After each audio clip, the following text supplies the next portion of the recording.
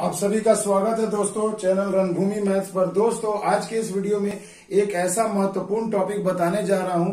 जी हाँ दोस्तों, गुणनखंडों की संख्या, जैसा कि आप शीर्षक में देख पा रहे हैं, सम गुणनखंडों की संख्या, कुल गुणनखंडों की संख्या, विषम गुणनखंडों की संख्या, कितने ऐसे गुणनखंड होंगे जो पूर्ण वर्ग होंगे, कितने ऐसे गुणनखंड होंगे जो पूर्ण घन होंगे, कौन किससे विभाजित होगा, सारा का सारा दोस्तों आज के इस एक वीडियो में। इसके पहले भी मैंने इस टॉपिक पर वीडियो बताया है दोस्तों, बहुत ही बेसिक कंसेप्ट से। तो जिन्हें बिल्कुल बेसिक से सीखना है वो मेरे आज के इस वीडियो के डिस्क्रिप्शन में उस वीडियो का लिंक मैं शेयर कर दूंगा, देख लीजिएगा। और आज का भी ये वीडियो आपके देखने के बाद आरआरबी ग्रुप डी में 1 अंक तो आपका पक्का हो जाएगा। तो दोस्तों देखिए, जैसा कि पहला क्वेश्चन आपको दिया गया है कि 4000 के गुणनखंडों की संख्या बताएं। तो दोस्तों हमें करना क्या है, गुणनखंडों की संख्या निकालने के लिए। देखिए 4000 है तो यहाँ पर 2 तरीके हैं। आपको हमेशा करना क्या है, दी गई जो भी संख्या है उसे प्राइम फैक्टर्स में तोड़िए, यानी अभाज्य संख्या के गुणनखंड के रूप में तोड़िए। अब ये क्या है अभाज्य संख्या, आपको पता है 2, 3, 5, 7, 11, 13, जो संख्या केवल और केवल अपने आप से कटे, है ना। 1 से तो सभी कटते हैं, मगर बाकी जो है कंडीशन की केवल और केवल 2 अपने आप से कटे। तो अब मेरे बच्चों समझिए, यहाँ 4000 को मैं देखो प्राइम फैक्टर में कैसे तोड़ रहा हूं, ध्यान देना। 4000 है तो 4 का अगर मैं लिख दूं 2 का स्क्वायर, और देखो 1000 रह गया तो मैं लिख सकता हूं 10 का पावर 3। अब जरा यहां ध्यान दीजिए, 2 का पावर तो 2 ही रहेगा। अब 10 को मैं कैसे तोड़ सकता हूं, तो 2 गुणे 5 के रूप में तोड़ सकता हूं। पावर में 3 है, 3 लगा दीजिए। अब देखिए थोड़ा अलग कर लेते हैं, 2 का क्यूब, ये हो गया 2 का क्यूब, और ये वाला हो गया 5 का क्यूब। अब देखो दोनों सेम है तो इंडिसेस का प्रयोग करिए। 3 और 3 यहाँ कितने हो गए, 6 हो गए, और 3 और 3 हाँ 6 हो गए। और यहाँ पर देखो क्या हो गया, 2 का पावर 5 का पावर 3। तो देखो एकदम प्राइम संख्या, देखो 2 और 5 के गुणनखंडों के रूप में हमने इसे तोड़ दिया। अब पूछा जा रहा है इसके कुल गुणनखंडों की संख्या कितनी होगी। तो मेरे बच्चों सीधी सी एक बात याद रखिएगा, थोड़ा सा एक मिस्टेक हो गया, माफ कीजिएगा। देखिए यहाँ 2 का पावर 2 होगा, मैंने गलती से यहाँ 3 लिख दिया। तो देखो 2 और 3 टोटल कितना हो जाएगा मेरे बच्चों, 5 हो जाएगा। तो मैं यहाँ लिख देता हूं, तो देखो 5 हो गया। अब आपको करना क्या है कि जब आपको कुल गुणनखंडों की संख्या निकालनी है तो आप सिंपली एक काम करोगे कि जो पावर है ना उस पावर में 1 जोड़ देना, यानी 1 बढ़ा के लिख देना। तो देखो ये हो गया 5 और 1 6 हो गया, ये हो गया 3 और 1 4, और बाकी बेस से हमें कोई मतलब नहीं, गुणा कर दीजिए। 6 चौके 24, यही आपके सवाल का जवाब हो जाएगा कि कुल गुणनखंडों की संख्या कितनी हो गई मेरे बच्चों, 24 हो गई। आ गई बात समझ में, एकदम बेसिक कंसेप्ट वाला क्वेश्चन था। आइए अगले प्रश्न की ओर। एक क्वेश्चन और करा दे रहा हूं प्रैक्टिस के लिए। देखिए कहा गया है 4840 के गुणनखंडों की संख्या बताएं। तो मेरे बच्चों 4840 जब आप देख रहे हैं तो आप एक तो इस तरीके से करके आप निकाल सकते हैं, है ना। तो ऐसा करने में बहुत टाइम लग जाता है दोस्तों, मगर कोई ऐसी संख्या आ जाए जिसका आपको स्क्वायर या फैक्टर ना पता हो तो आपके पास यही एक मात्र उपाय है। तो चलिए इस क्वेश्चन में तो हमारे पास उपाय है कि हमें पता है 4840 में जरा ध्यान से देखिए, 484 क्या होता है, 22 का स्क्वायर होता है, और एक 0 है, यानी मैं गुणा 10 लिख सकता हूं। उसके बाद देखो 22 को मैं 2 गुणे 11 लिख सकता हूं, प्राइम फैक्टर में तोड़ना है, और 10 को मैं लिख सकता हूं 2 गुणे में 5। क्लियर मेरे बच्चों। अब देखिए 2 का स्क्वायर अलग अलग स्क्वायर कर लो, 11 का ये स्क्वायर हो गया, 2 का पावर कुछ नहीं तो 1, और 5 का पावर कुछ नहीं तो 1। अब देखिए 2 का पावर 2 और 1 कितना हो गया, 3 हो गया। 11 का पावर हो गया 2, और 5 का पावर हो गया 1। तो देखो प्राइम फैक्टर में हमने इसे तोड़ लिया ना अभाज्य संख्या में। अब क्या करना है, फिर वही जब कुल गुणनखंड की संख्या पूछी जाए आपसे तो आपको करना क्या, केवल पावर में 1 ऐड कर दीजिए सबका, बस। तो देखो ये 3 और 1 4 हो गए, 2 और 1 3 हो गए, और 1 और 1 2 हो गए।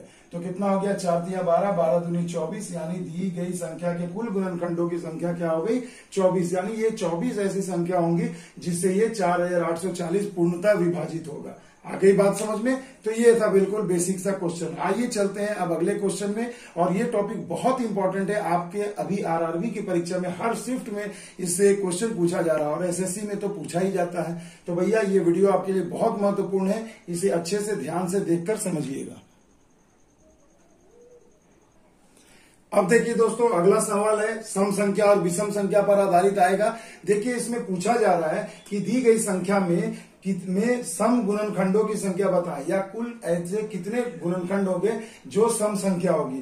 तो मेरे बच्चों कुछ भी नहीं करना है। क्वेश्चन में देखिए 2 का पावर आपको 8 दिया है, उसके बाद दिया है 3 का पावर 2, उसके बाद 5 का पावर 3 और उसके बाद 7 का पावर 5। यही ना दिया है। आपको करना क्या है, बहुत ही जबरदस्त टेक्निक बता रहा हूं, याद रखिएगा। सम संख्या अगर पूछी जाए, सम गुणनखंडों की संख्या आपसे पूछी जाए, तो आपको करना बस ये है कि ये जो आप देखिए सम संख्या जो है, यहाँ तो देखो 2 अभाज्य संख्या, मगर सम संख्या भी तो है, 2 से कटने वाली संख्या को ही तो सम संख्या कहते हैं। तो इसके पावर को आपको कुछ भी नहीं करना है, इसके पावर में ना आपको जोड़ना है ना घटाना है। जब भी सम पूछा जाए तो सम संख्या वाले पावर को एज इट इज लिख देना है, जो दिया है बस वही लिख दो। उसके बाद देखो बाकी सब में आप +1 कर सकते हैं। अभाज्य संख्या में देखिए जितना भी है, ये विषम भी है और अभाज्य भी है, तो आप इसमें ऐड कर देंगे। सम संख्या वाले पावर में आपको कुछ भी नहीं करना है। तो ये क्या हो गया, 2 और 1 3, ये 3 और 1 4 और ये 5 और 1 6। देखिए पावर को ऐड करके गुणा कर दीजिए। तो देखो 6 चौके 24 है ना, और 24 दिया कितना हो गया दोस्तों, तो देखो 3 चौके 12, 12 चौके 72 है ना, 24 दिया 72, 72 गुने 8 यानी 8 गुने 72। अगर आप गुणा करिए तो कितना होगा, 8 दूनी 16, 8 सते 56 और 1 57, यानी कितना हो गया 576। तो देखिए ऑप्शन में आपको दिख रहा है 576 आपका हो जाएगा आंसर। तो आगे बात समझ में दोस्तों कि पूर्ण संख्या कैसे, सम संख्या कैसे निकालना है। आइए एक विषम वाला भी देख लेते हैं। अब देखिए दोस्तों, विषम वाले में आपको क्या करना है, कुछ भी नहीं करना है।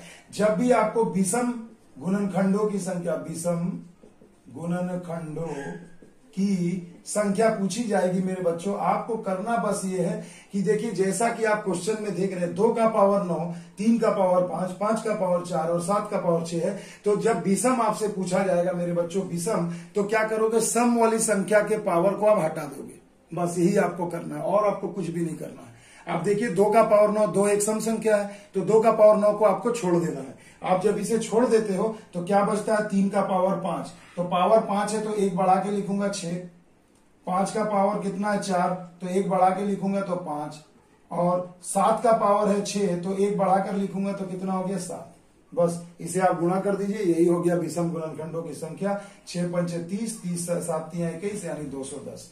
यानी आपका जवाब हो जाएगा विषम गुणनखंडों की संख्या कितनी होगी, 210।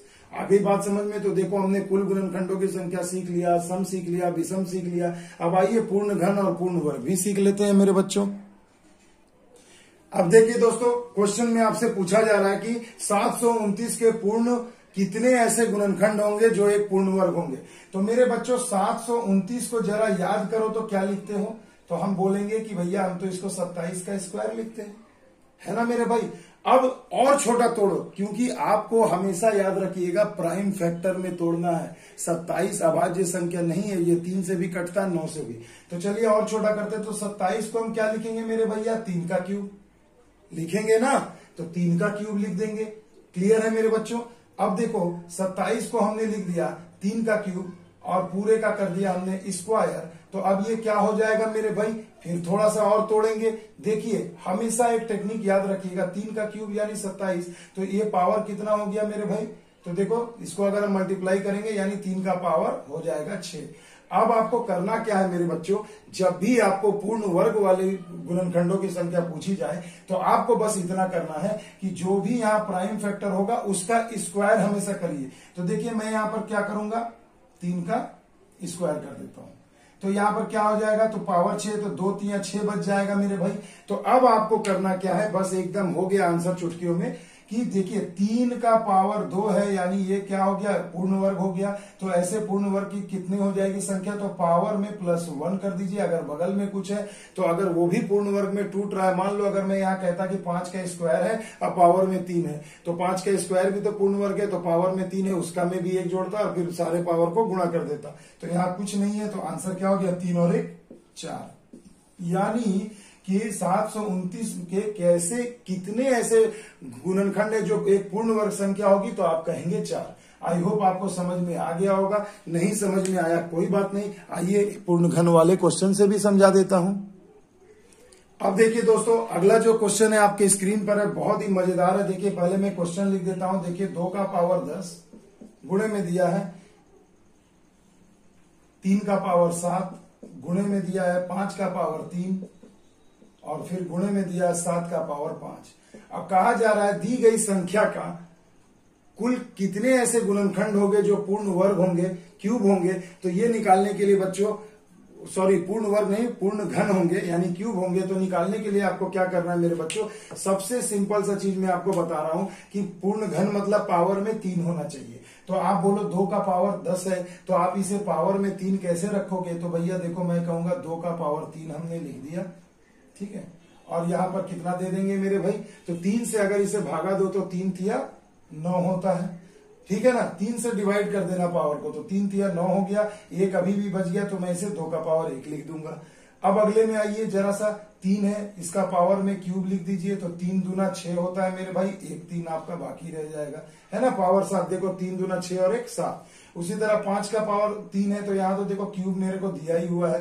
तो जितने क्यूब वाले रहेंगे सबको ब्रैकेट में लिख दीजिए ताकि आपको समझने में आसानी होगी। और देखो यहाँ क्या है, 7 का पावर 5 है, तो 7 का पावर 5 में मैं 3 तो लिख ही सकता हूँ, 7 का पावर 3। और क्या बच गया, 2 पावर बच गया, तो 7 का पावर 2 मैंने इधर रख दिया। अब देखिए क्वेश्चन आपका बिल्कुल एकदम तहलका तरीके से सेट हो गया है। अब आपको क्या करना है मेरे बच्चों, कि जितने भी पावर में क्यूब है वही तो होंगे पूर्ण घन, यानी बाकी वाले से हमें कुछ भी लेना देना नहीं है, इनसे हमें कुछ भी लेना देना नहीं है।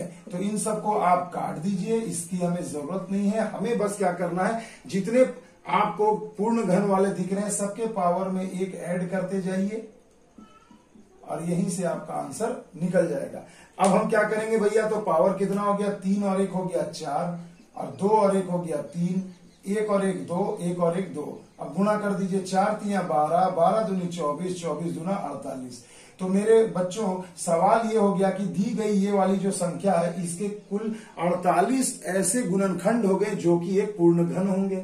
और पूर्ण वर्ग पूछेगा तो केवल स्क्वायर वाले को लेना है, अब जिसका स्क्वायर नहीं रहेगा उसे नहीं लेना है। आ गई बात समझ में। तो देखो ऐसा एक क्वेश्चन आपको अभी आरआरबी के हर शिफ्ट में पूछा जा रहा है और आगे भी पूछा जाएगा। तो ये वीडियो आपके लिए सच में बहुत महत्वपूर्ण है। आइए 2 टाइप और रह गया है, उसे भी अच्छे से करा देते हैं। तो अब देखिए दोस्तों, अगला जो क्वेश्चन है बहुत ही बेहतरीन है। देखिए कहा गया दी गई संख्या के कुल कितने अभाज्य गुणनखंड होंगे, यानी कि आपको अभाज्य गुणनखंडों की संख्या ज्ञात करनी है। कुछ भी नहीं करना दोस्तों, मैंने बार बार बताया कि जो भी क्वेश्चन है उसे थोड़ा सा समय देकर ईमानदारी से लिख लीजिए। उसके बाद आपको क्या करना है, उसे अभाज्य गुणनखंडों में बदल दीजिए, तोड़ दीजिए। उसके बाद भैया पावर को क्या करना है वो मैं आगे आपको बताता हूं। तो देखिए सबसे पहले अपन क्या करेंगे भाई, 16 है, 16 को हम लिख सकते हैं 2 का पावर 4, अब पूरे का पावर 7 है। 3 को मैं 27 को मैं 3 का क्यूब लिख सकता हूं और पूरे का पावर 6, और 5 तो 5 ही रहेगा, 5 का पावर 9। अब देखिए आपको क्या करना है, 2 का पावर कितना हो गया, 7 चौके 28 हो गया, इंटू 3 का पावर कितना हो गया, 18 हो गया, इंटू 5 का पावर 9 हो गया। अब आप जरा बेस को देखिए, सभी के सभी अभाज्य संख्या में हमने बदल दिया है। और अभाज्य गुणनखंडों की संख्या में आपको क्या करना है, सिर्फ और सिर्फ इसे काट दो और पावर को सिर्फ जोड़ दो। तो कितना हो गया, 28 18 46, 9 6 15 55। तो यानी अभाज्य गुणनखंड, यानी अभाज्य गुणनखंडों की संख्या कितनी हो गई, 55 हो गई। आ गई बात समझ में। तो ध्यान रखिएगा, जब भी आपको किसी भी संख्या का अभाज्य गुणनखंड दिया जाएगा, पूछा जाएगा संख्या, तो आपको सभी संख्या को क्या करना है, एकदम प्राइम फैक्टर में गुणनखंड में तोड़ना है और सबके पावर को कुछ भी ऐड नहीं करना है, केवल पावर को जोड़ देना है। उसमें 1 2 कुछ भी आपको जोड़ना या घटाना नहीं है, सिर्फ पावर को ऐड कर देना है, खत्म। आ गई बात समझ में। एक और बेहतरीन टाइप रह गया है, आइए उसे भी मैं बता देता हूं। तो देखिए दोस्तों, अब जबरदस्त क्वेश्चन आ गया है, यही आजकल अभी आरआरबी ग्रुप डी में पूछा जा रहा है। तो घबराइएगा मत, ध्यान से देखिएगा। कहा गया है कि दी गई संख्या जो आपको दी गई है उसमें कहा जा रहा है 2160 से विभाज्य होने वाले गुणनखंडों की संख्या बताएं। तो आपको कुछ भी नहीं करना, जब भी आपको ऐसा नंबर दे दिया जाए ना कि 1440 से विभाज्य होने वाली गुणनखंडों की संख्या बताएं या 2160 से होने वाली संख्या बताएं, तो मेरे बच्चों ऐसे प्रश्न में आपको कुछ भी नहीं करना है। बहुत जबरदस्त टेक्निक बताने जा रहा हूं, तो इसे जरा गौर फरमाइएगा। देखिए क्वेश्चन में आपको कहा जा रहा है कि इसमें आपको यही कहा जा रहा है ना, यही कहा जा रहा है ना कि 2 का पावर, देखिए मेरे बच्चों एकदम ध्यान से देखिएगा, आपको यही कहा जा रहा है कितने गुणक है जो 2160 के विभाज्य हैं, के से विभाज्य है, 2160 के विभाज्य है। अब मेरे बच्चों यहां देखिए क्वेश्चन में हमें क्या करना है, जिससे आपको बोला जाएगा कि कितने ऐसे गुणक है जो 2160 के विभाज्य हैं या गुणक है, तो 2160 का ही पहले फैक्टर निकाल लो। तो देखो 2160 हमें देखने पे पता चल रहा है कि ये 216 है, यानी मैं 6 का क्यूब लिख सकता हूं और गुणे में 10 लिख सकता हूं। तो देखो गुणा करो, हो गया 2160। इसी का फैक्टर निकाल लो। तो देखो यहां पर ये क्या हो जाएगा, 2 गुणा 3 होगा प्राइम फैक्टर इंटू पावर 3, और ये हो जाएगा 2 गुणे 5। क्लियर है। अब देखो 2 का पावर 3 गुणे 3 का पावर 3 गुणे 2 का पावर 1 गुणे 5 का पावर 1। अब क्या करेंगे, तो देखो 2 का पावर 3 और 1 4 गुणे 3 का पावर 3 और गुणे 5 का पावर 1। तो यानी अब आप एक सवाल को इस प्रकार से समझिएगा मेरे बच्चों कि आपको जो संख्या दी गई है, चलिए पहले उसे भी मैं समझा देता हूं। तो देखो कहा गया 2 का पावर 10 गुणे में 3 का पावर 6 गुणे में 5 का पावर 3 और गुणे में 7 का पावर 5, यही ना आपको दिया गया है। अब इसके कितने ऐसे गुणनखंड हो गए जो 2160 के गुणक हैं। अब मेरे बच्चों ये समझो कि अगर हमें इसका गुणक चेक करना है तो यही जो जिससे आपको भाग देना है ना, यही संख्या आप इसमें से कॉमन निकाल लीजिए। उसके बाद जो फैक्टर्स बचेंगे उनका आपको क्या करना है, वही गुणनखंडों की संख्या निकाल दीजिए, वही आपका आंसर हो जाएगा। तो देखिए हम क्या करेंगे, अब इस चीज को अगर मैं इसमें से कॉमन लूं तो देखो 2 का पावर 10 है, 2 का पावर 4 निकल जाएगा तो कितना बचेगा, 2 का पावर 6 बचेगा। 3 का पावर 6 है, यहां देखो 3 का पावर 3 है तो कितना बचेगा, तो 3 का पावर 3 ही बचेगा। 5 का पावर 3 है, यहाँ 5 का पावर 1 है तो ये 2 1 निकल गया तो 5 का पावर 2 बचेगा। और भैया यहाँ तो और कुछ है नहीं तो ये एज इट इज उतर जाएगा। यानी आपके अंत में क्या बचेगा, यही बचेगा। अब इसमें आपको क्या करना है, पावर में सबके एक एक बढ़ाते चलना है और इन्हीं पावर को मल्टीप्लाई करके लिख देना है मेरे भाई। तो देखो 6 और 1 7, 3 और 1 4, 2 और 1 3, 5 और 1 6। अब इसे जरा गुणा करिए मेरे भाई तो कितना हो जाएगा, देखो 6 तिया 18, 18 चौके 72, 72 गुना 7 7 दूनी 14, 7 7 49 और 1 50, यानी 504। तो माय डियर स्टूडेंट्स ये समझिए कि देखिए कितने चुटकियों में ये आ गया और यही क्वेश्चन परीक्षा में दिया जा रहा है। एक बार फिर रिपीट कर दे रहा हूं, जब भी देखी दी गई संख्या है 1440 है या 2160 है या 972 है कि कितने ऐसे गुणक होंगे, कुछ नहीं करना, दी गई संख्या का पहले फैक्टर निकालो, प्राइम फैक्टर में तोड़ो और उस जो फैक्टर आएगा उसको आपको दिए गए सवाल से कॉमन ले लेना, यानी जस्ट पावर को सेम जिसका बेस सेम है पावर को घटा करके लिख दीजिए, जो बचेगा एक एक जोड़ दीजिए और पावर को गुणा कर दीजिए, आ गया नंबर ऑफ फैक्टर्स। आ गई बात समझ में? तो आई होप आपको मजा आया होगा। ऐसे प्रश्न अभी पूछे जा रहे हैं। वीडियो अच्छा लगे दोस्तों तो कमेंट में जरूर बताइएगा, लाइक शेयर एंड सब्सक्राइब जरूर करिएगा। मिलते हैं अगले वीडियो में, तब तक के लिए दोस्तों जय हिंद जय भारत।